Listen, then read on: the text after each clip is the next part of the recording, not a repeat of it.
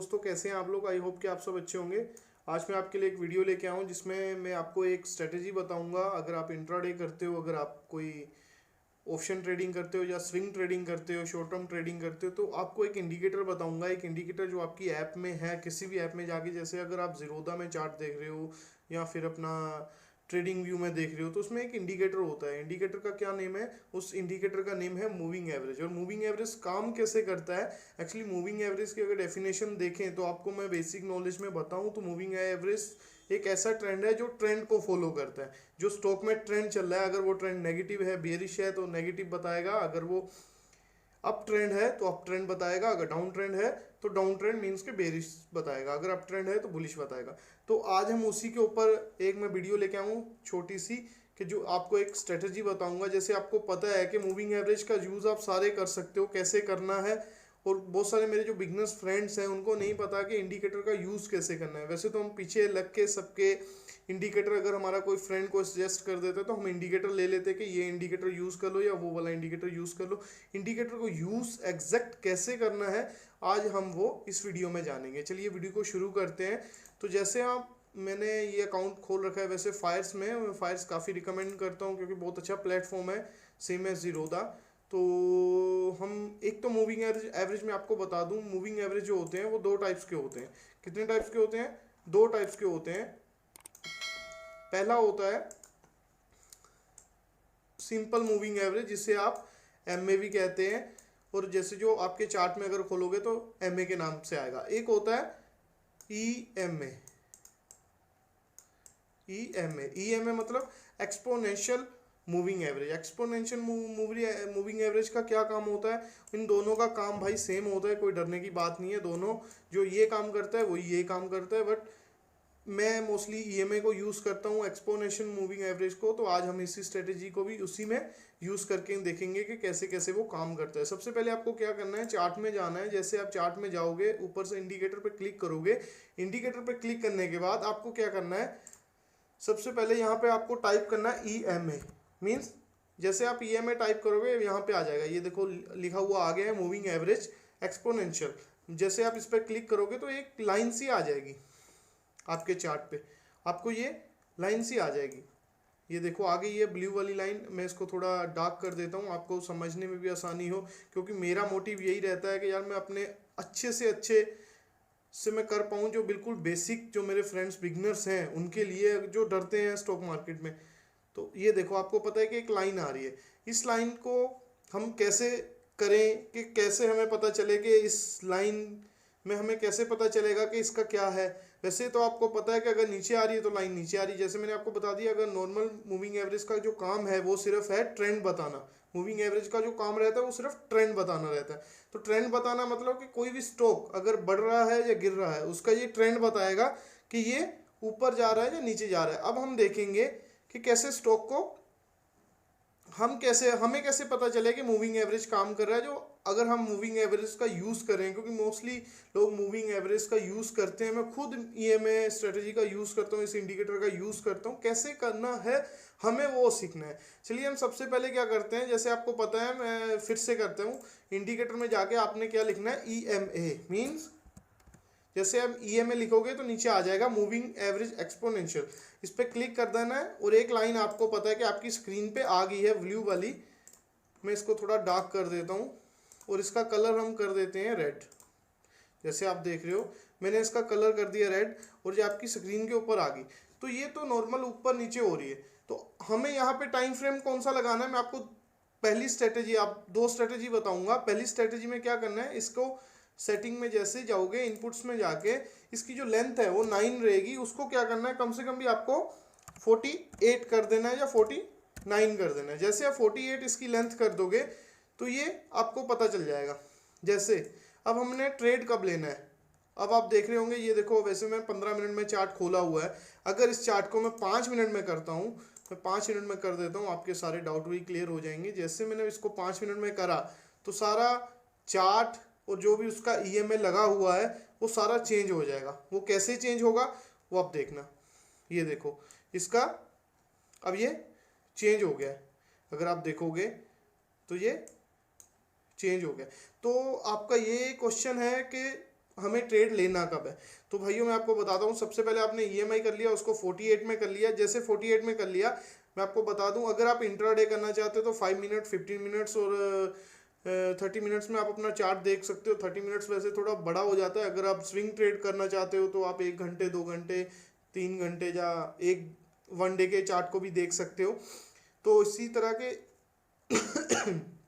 ये डिपेंड करता है, अगर मैं आपको बताऊं, ये डिपेंड करता है कि आपने ट्रेडिंग कौन सी करनी है। अगर इंट्राडे करना है तो 5 मिनट या 15 मिनट्स को आप रिकमेंड कर सकते हो। मैं मोस्टली 5 मिनट या 15 मिनट को आपको रिकमेंड करता हूं, क्योंकि मैं खुद इसमें ट्रेडिंग करता हूं 5 या 15 मिनट्स में। चलिए हम बात करते हैं, आपने क्या करना है। जैसे ये लाइन ड्रॉ कर ली, सबसे पहले 48 लगा लिया, ईएमए मीन्स के एक्सपोनेंशियल मूविंग एवरेज लगा ली, उसको 48 कर लिया लाइन। आप जैसे मैंने आपको बताया है, तो सबसे पहले आपने देखना है कि जब ये नीचे से ऊपर को काट रही है, जब ये इसकी कैंडल इसको ऊपर की तरफ काटेगी, ये देखो यहाँ पे क्या किया, इस कैंडल ने इसको ऊपर की तरफ काटा। ये देखो इस वाली कैंडल ने इसके ऊपर काटा, मीन्स के इसके ऊपर काट के क्लोजिंग दी। हमें वीक नहीं देखनी है, एक बात याद रखना, हमें कैंडल की वीक नहीं देखनी। आपको पता है ना वीक क्या चीज़ होती है। ये देखो ये वॉल्यूम हो गया, ये वीक होगी, ये भी वीक होगी, मीन्स के हमें कैंडल दे ऊपर एक क्लोज चाहिए। आई होप कि आप सब समझ रहे होंगे मैं क्या कहना चाह रहा हूँ। ये देखो ये कैंडल, इसको जैसे इसने ऊपर क्रॉस किया, ऊपर इसके क्लोजिंग दे दी। क्लोजिंग देने के बाद जैसे इसने क्लोजिंग दी, आपको क्या करना है, उसकी नेक्स्ट वाली कैंडल पे एंट्री कर लेनी है। नेक्स्ट वाली कैंडल के आपको एंट्री कर लेनी। जैसे आपने नेक्स्ट वाली कैंडल पे एंट्री करी, एंट्री करने के बाद आपने स्टॉप लॉस कौन सा रखना है, जो जिस कैंडल ने उसका उस ईएमए की लाइन को तोड़ा है। ये देखो इस लाइन ने तोड़ा है, इस वाली ने तोड़ा है, इसका जो लोएस्ट पॉइंट है उसको आपने स्टॉप लॉस रख लेना है और इसको कैरी करना है। इसका 1:2 का अपना टारगेट निकालना है। जैसे अगर आपका ये कैंडल समझ लो 40 पॉइंट की है, तो उसके ऊपर आपको ये देखो जैसे इसने ऊपर क्रॉस किया, उसके बाद यहाँ तक की मूवमेंट आई, नीचे तक की मूवमेंट आई। जैसे वो नीचे भी आया, उसके बाद भी उसने यहीं से सपोर्ट लिया, यहाँ पे इसने एंट्री करी थी, वहीं से सपोर्ट लिया और फिर से ऊपर। आपको ये देख सकते हो, मैं आपको बता दूं कि आपको कितनी मूवमेंट कैप्चर करने के लिए मिली। ये देखो जैसे इसने इधर से क्रॉस किया, मैं क्लियर कर देता हूँ। जैसे उसने इधर से क्रॉस किया, क्रॉस करने के बाद ऊपर आई, नीचे थोड़ा वापस से सपोर्ट लिया और ये देखो आपको कितनी बड़ी मूवमेंट मिली। मीन्स के करीब करीब इसने 32,400 के समथिंग क्रॉस किया था और आपको जो हाई मिला है आपको मिला 33,000, मीन्स के अप्रोक्स 600 पॉइंट मिले हैं। मैं ये नहीं कहता कि आपको हर ट्रेड में 600 पॉइंट मिलेंगे, मैं आपको ये बताना चाहता हूँ कि आप अपना रिस्क टू रिवॉर्ड रेशो अपना निकाल सकते हो। तो आई होप कि आपको ये एक स्ट्रेटेजी आप मेरी समझ आ गई होगी। चलिए हम दूसरी स्ट्रेटेजी की बात करते हैं, वो भी आपने सेम लगाना है, बट उसमें क्या करना है आपको। जैसे इसमें हमने सिर्फ एक ईएमआई यूज़ किया था, एक मूविंग एवरेज को यूज़ किया था, बट उस वाले इसमें आपने 2 ईएमआई को यूज़ करना है। जैसे समझने हमने एक लगा लिया है 48 का, हम इसको कैंसिल कर देते हैं, हम फिर से स्टार्टिंग से लगाते हैं। इंडिकेटर में जाके आपने भरना है ईएमए। जैसे आप ईएमए भरोगे, ईएमए भरने के बाद आपके पास आ जाएगा मूविंग एवरेज एक्सपोनेंशियल। तो चार्ट फ्रेम का आपको समझ आ गया। सबसे पहले मैं इसको जैसे ओपन करूंगा, ओपन करने के बाद मैं आपको बताता हूं कि हम इसकी लेंथ कर देते हैं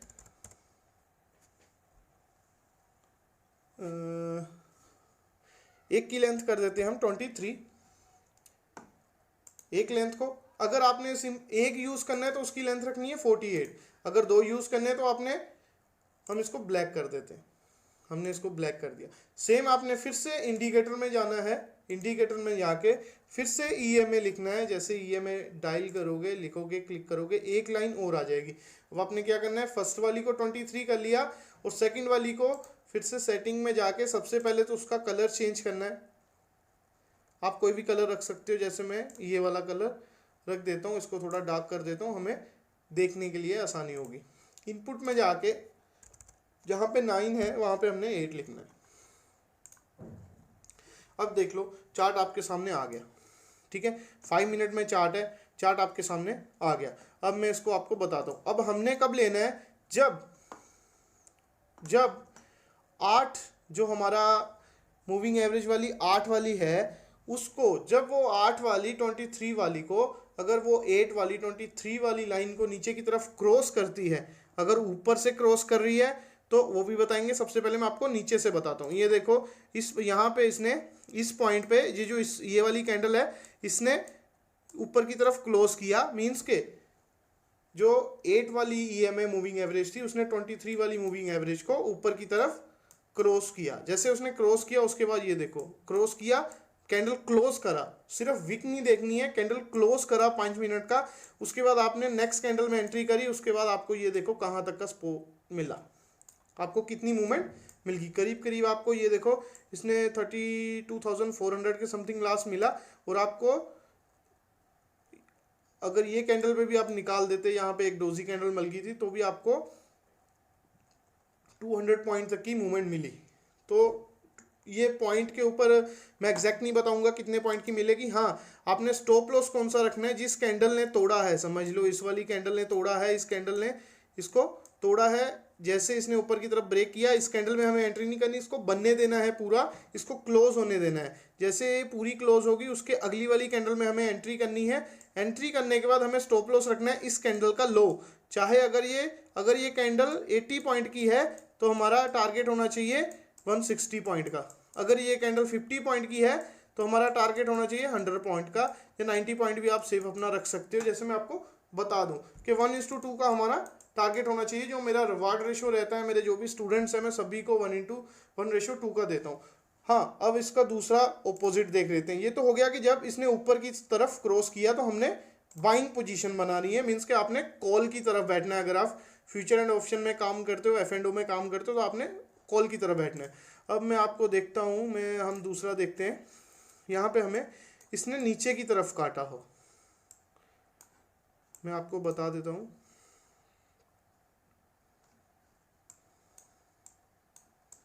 यहाँ पे गैप डाउन खुला था, हम इसको कैप्चर नहीं करेंगे। हाँ, ये वाला यहाँ पे भी गैप डाउन खुला था, तो एकदम से काट के नीचे आई थी। हम कोई ऐसा देखते हैं एग्जांपल, जैसे आपको समझ में भी आ जाए। ठीक है, आई होप कि मैं जो कहना चाह रहा हूँ।